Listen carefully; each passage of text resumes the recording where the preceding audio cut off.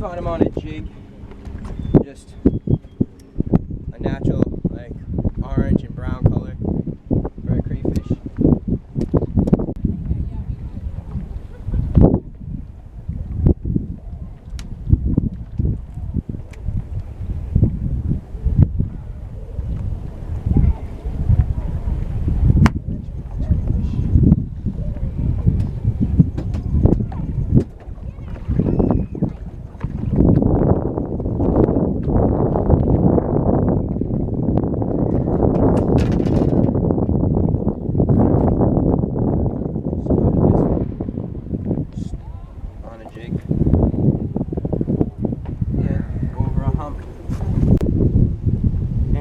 Basically, this is gonna be like my third or fourth fish off this flat. I didn't get one on video. It was a small one, so it doesn't really matter. This when I first came here, I was just gonna see if there was a fish on it.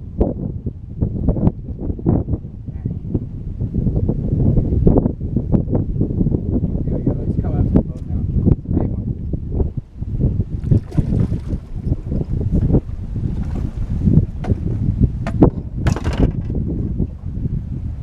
There we go.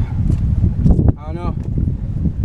That's probably a 2.5, 3 pound. Yeah, definitely a 3 pounder right there. And that's the jig. So you notice I'm fishing without a trailer, and that's for just to be a little bit different than everybody else. A lot of people think you have to throw trailers with jigs, but you don't to catch fish. Especially when the water's clear. I don't throw this. This feels like a largemouth.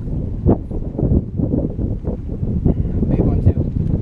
Anyways, I was fishing crankbaits without rattles since it's clear, and I caught a few fish on that. So, yeah. And then I slowed down with this jig here. And I'm not throwing without a trailer. I started with a trailer, but I switched without. Maybe it's a smallmouth. He's coming to the top. Anyways, basically just for these clear water lakes, use light line and use smaller lures pretty much, and you'll get more fish. Oh yeah, it's getting shallow here actually. We're drifting pretty. Oh, geez, that's a big fish.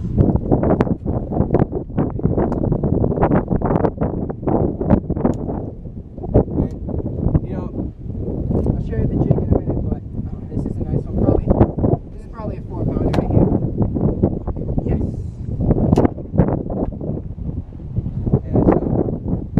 What happens when you use smaller baits in these ponds on this jig right here. Get pretty close to the shore actually. Anyways, that's the jig I'm fishing. You can see, I'll show it to you a little bit better. But yeah, that fish is all of 4 pounds right there. It's a pretty big smallmouth. It's probably my biggest smallmouth in a while. Show you the 2 smallmouth I have in the box right now. I caught like a 4 pound largemouth, and I thought that was the only big fish I was gonna catch, but you can see I really trimmed up that weed guide because you don't want them to see it really good. And I'm using a small jig without a trailer. That's been getting me a lot more big fish. So I'll show you the 2 fish I have right now. I wish I put the 4 pounder in here, 4 pound largemouth. I had another 2.5 pound smallmouth too. So I've been doing really good for smallmouth, even though this is like a largemouth pond. And I'm not sure if you can see that. Dang, these guys, look at the difference in size. This one's like a 2.5, 3 pounder. This one's like a 4 pounder. This guy's a lot fatter. He's been feeding up on something. Oh yeah, another tip you might want to use is when you catch a fish, look down the mouth, and I always feel the belly. Right there you can feel something hard, which means he's probably been feeding on crayfish. And so, plus he's a smallmouth, so smallmouth love crayfish. Alright guys, so I just caught this massive fish. It's probably 5.5 pounder right there. Again, on that jig. That's a huge fish right there. Pretty close, 22 inches long. I'll show you the jig again one more time. That guy, big fish. That's probably my biggest fish this year.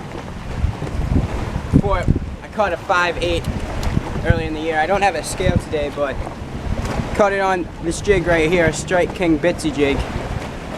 And he was up shallow under a dock, and I just pitched it in, and that's how I caught him. So again, the key today in this clear water is small jigs and light line. And the clouds came out and started to help the bite a lot, so I might get a few more big ones hopefully. Got a nice one. Oh, this is a real nice one.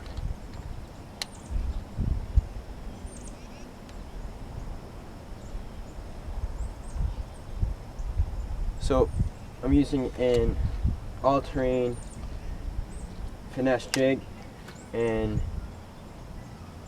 1/4 ounce, I believe, and it's in a copper color.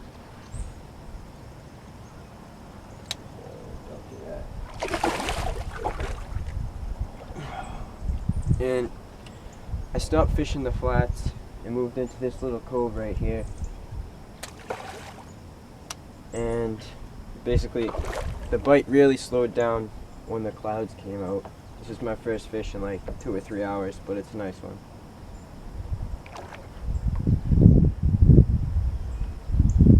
Got it. He's going. He's coming up. And there he is. Tie it out. It's like a 4-pounder.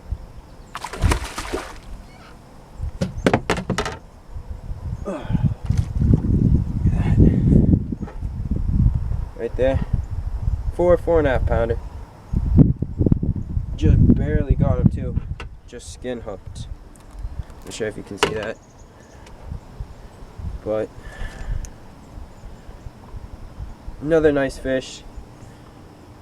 Can probably tell from his color that he's been up in the, this is a sandy bank. He's pretty pale, so he's probably been up here just because he's so pale and stuff. But nice fish. Alright, get him back in the water.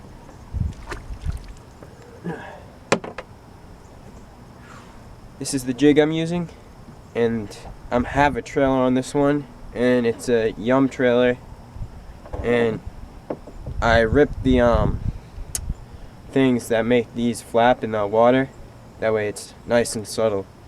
So, because clear water, in this pond at least, the clear water, you want to use something with more subtle action.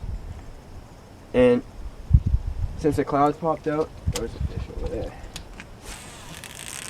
Since the clouds popped out, I bumped it up to 14-pound test.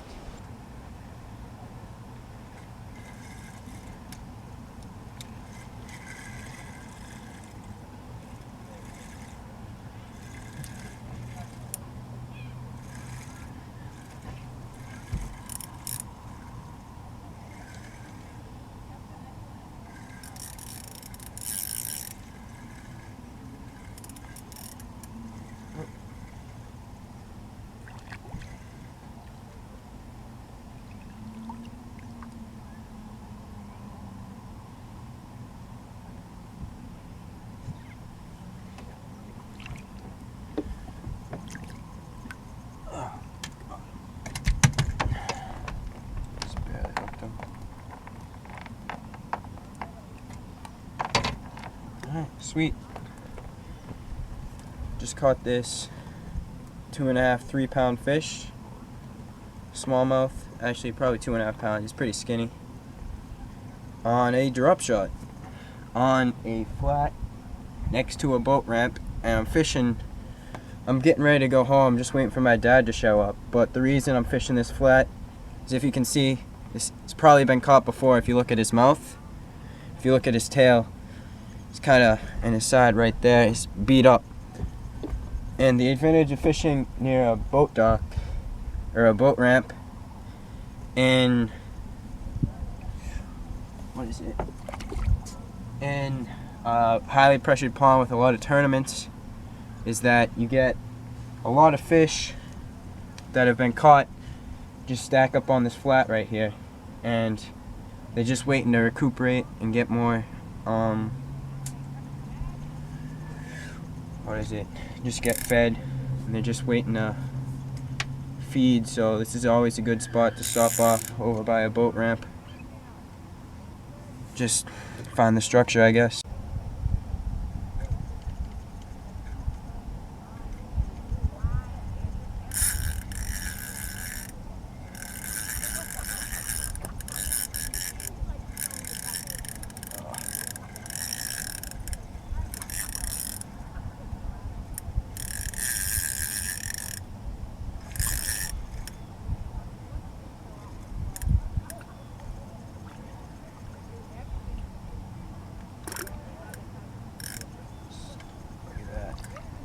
Got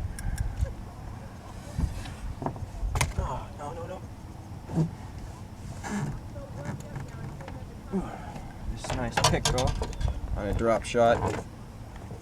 It's probably gonna be my last fish of the night. I don't really know though. Might catch a few more, but this is probably a 3-4 pound pickerel, something like that, on the drop shot. Looks like he was sitting on some weeds or something on a weed bed. Moved into an area that's shallower. It's probably like 6 or 7 feet. Nah, not that deep, but it's shallow.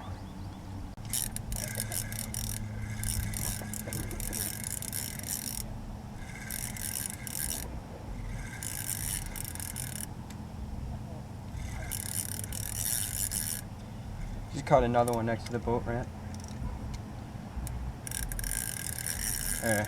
Got another bite, I should say. I don't know.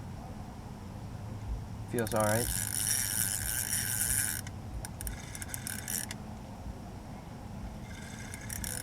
Oh, nice fish, nice fish. Oh, he's beat up too.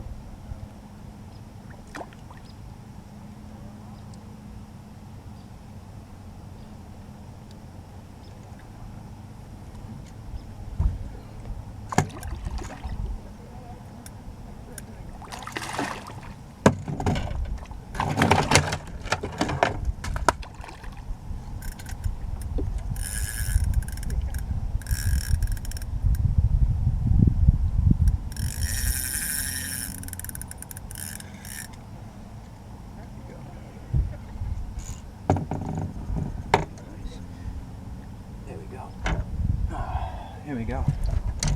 It's a nice 4-pounder on a drop shot with a Zoom Super Fluke, and it's just in like a shiner pattern. And if you can tell, this fish right there in his mouth, right there on his back, he's also pretty beat up. Probably right there on his side too. Probably another tournament fish that's stacking up on this flat, trying to feed, get some energy so he can move back out to where he wants to be. But you can see his tail's pretty bloody too, so I don't know. Hopefully I can get some more. I'm just waiting for my dad to come back, and I started catching him again on a drop shot, so it's a pretty nice fish right there. But he's got a, look at that, look at his fin, it's pretty deformed. But it's probably why he wasn't fighting so hard. But there he goes. Fishing a flat. It's about 20 feet deep. That's the fluke. And if you look, I just take a pair of scissors and cut up the tail to give it more action on a drop shot. That way, when you're jigging it around, the tails start to flip out a lot more and it looks more natural to the fish. And that can help a lot for strikes.